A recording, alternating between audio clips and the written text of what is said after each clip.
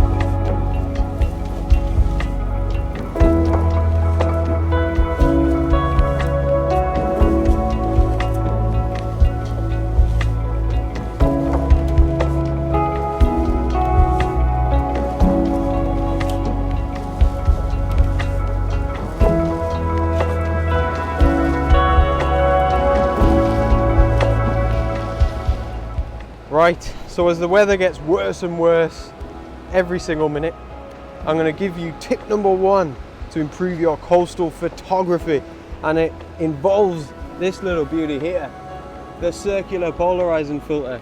So I have found a composition, and I think it's going to help me explain to you how this little beauty can benefit you when you're shooting landscapes on the coast. So let's get set up.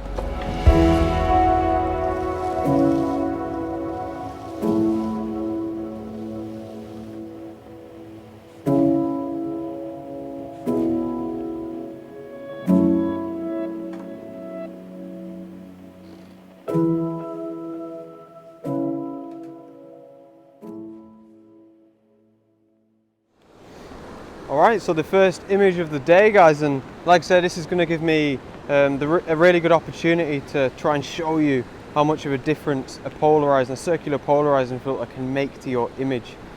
So I have this all set up here, and I'll firstly just talk you quickly through my composition. I found this wonderful rock here in the foreground, and it's kind of created its own little rock pool. And I don't need to use any sort of neutral density filter or anything here. I'm not trying to create a long exposure effect. But yeah, we've got this rock here in the foreground, and in the midground we've got this bigger sort of rock formation there out in the sea. And as the tide comes in, we're getting some wonderful movement in the waves. And then we've even got a sort of peninsula or a few mountains there in the background. So there's a hell of a lot of depth to this image as well. Now, the circular polarizer here, I'm going to quickly record a little video for you guys because I really want to show you the effect that it has. So if you look at the water there that surrounds this rock here in our foreground, as I turn the polarizer and essentially engage its function, you can see how it cuts through all that glare on the surface of the water, which is amazing if you want to capture detail underneath, through the water, which is exactly what I want to do here in this situation. I like the way the rock sort of carries on down in through the water, then obviously buries itself into the sand, but it looks fantastic, and I think it creates a much better effect. And I think there would be a much better example to show you guys if the weather was better, but this is the sort of best I can come up with now. But like I say, I hope it gives you a little bit of an idea of how it can help, especially with a foreground element. Now I think it's also important to mention to you guys, especially if you're first starting out, that your polarizing filter isn't always the best option. For example, in this situation, if we had a beautiful sunrise here and gorgeous colours in the skies, you know, I might want to capture the reflections in the water and not cut through them. I want to capture them beautiful oranges and pinks we tend to get around about sunrise time. So it's a good idea to, you know, treat each situation individually and spend a little bit of time beforehand and assess the elements, assess the foreground, and basically figure out whether or not you do need your polarizer. It's not always relevant. So for the settings for this image, it's not really particularly too technical. F11 ISO 100, 1/8 of a second. We're shooting in the middle of the day, so the settings aren't really a big deal. I'm just trying to make sure that my exposure is all correct. Nice composition, and I think the circular polarizer has really helped out here, so hopefully a decent image, guys.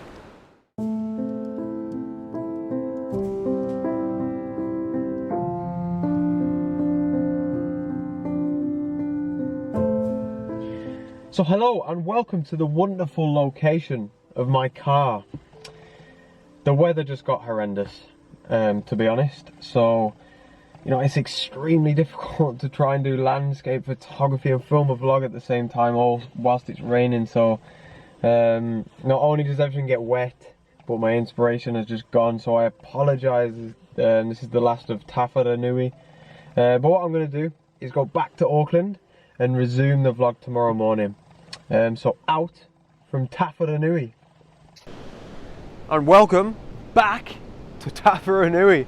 Now, yesterday was a little bit of a disaster, to be honest. I don't want to go as far as calling it a failure, because I think you always learn from them sort of events, but you know, if I could try and get any positives out of the way yesterday went, I think sometimes it's a good idea just to know when to quit. And we talk a lot of patience and perseverance with our photography, but sometimes there's no point in just standing out there getting soaked, or your gear getting wet, just feeling miserable and getting frustrated. Sometimes that's just useless. And like I say, it's a good idea to just know when to go home, pack it in, come back the next day, which is what we've done today. So I'm looking forward to just getting straight back into where we left off yesterday. The forecast wasn't actually amazing for this afternoon again, but it's turned out pretty nice. So I'm going to try and make the most of this rainless day at the minute. So yeah, looking forward to exploring a little bit more whilst the weather's nice. That's going to be wonderful. And getting back into the tips, we've got 3 more tips that I wanted to get into for you to improve your coastal photography. So yeah, without further ado, again, let's go and explore.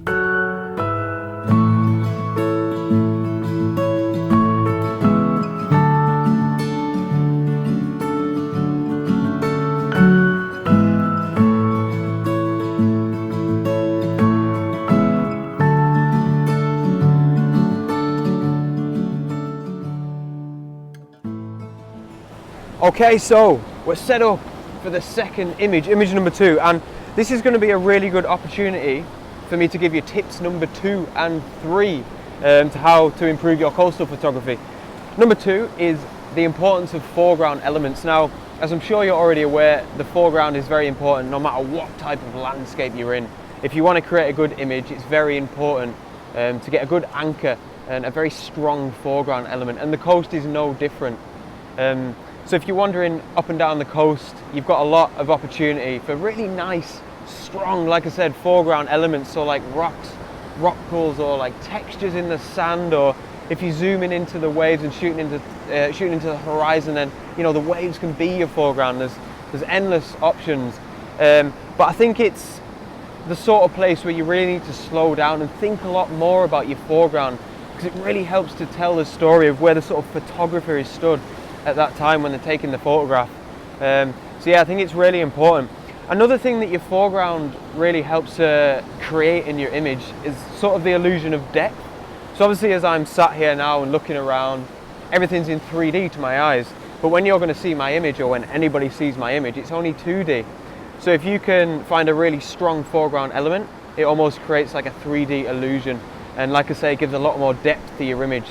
So yeah, foreground's really important. And in this image here, I've found all these beautiful rocks here with loads of nice waves as the tide's coming in, just swirling around the rocks and crashing over the top and creating beautiful patterns and tiny little waterfalls. Perfect foreground in my opinion for the coast. So, and like I said, this composition leads me on perfectly to tip number 3, which is generally playing around with your shutter speeds. If you can get yourself a neutral density filter, I'm using a 10 stop for this image, you can get some really nice effects, especially in your foregrounds when you've got these beautiful crashing waves, and especially when you're using rocks in the foreground as well. I think probably over 90% of the time when I'm at the coast, I'm shooting some sort of long exposure. At the minute, my exposure time is only around about 3 seconds, but personally I still consider that long exposure photography. And it really helps to give your image a sort of surreal effect, and I absolutely love the way that it looks. And I think my neutral density filters are the best purchases that I've made since I started getting into landscape photography, to be honest. I love long exposure photography. Onto the settings of this image, I'm shooting at f5.6. I've got it in bulb mode, but I am shooting with my remote shutter around about 2 to 3 seconds, ISO 100, and all I'm doing is trying to capture the movement of the water as it hits the rocks and falls down. And like I say, it creates all these beautiful little waterfalls, gives the water a nice sort of milky effect in the foreground, and like I said, gives it a nice surreal feel to it. So I think this is going to be a lovely image. I'll put it up now. Let me know what you think of this one, guys.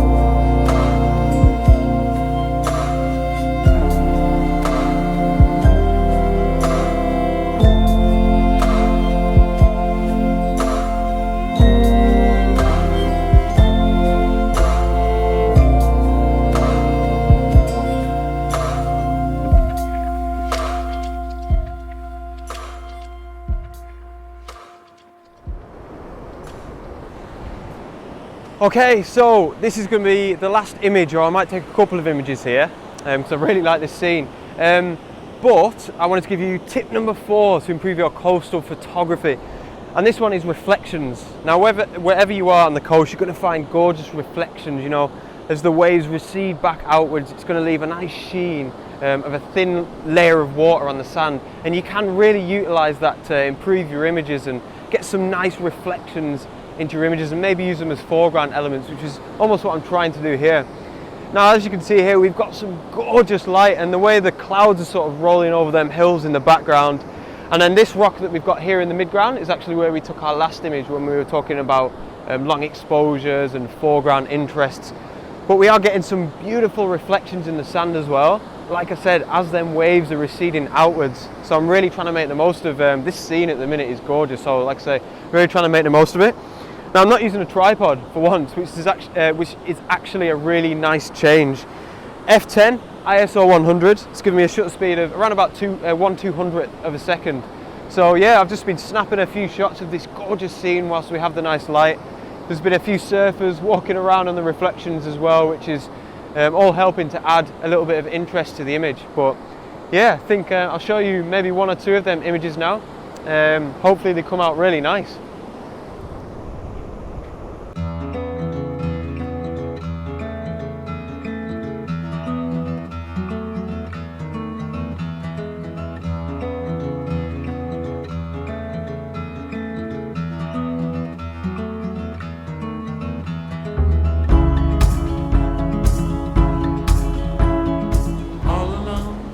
So that's it for this week, and thank you so much for watching. A little bit of a crazy one this week, I think, but I've really enjoyed this location. Hope you got something from the 4 tips to help you improve your coastal photography. Please subscribe if you're not subscribed already, and I'll see you guys next week. Out. The trees and the seas, how it's all connected.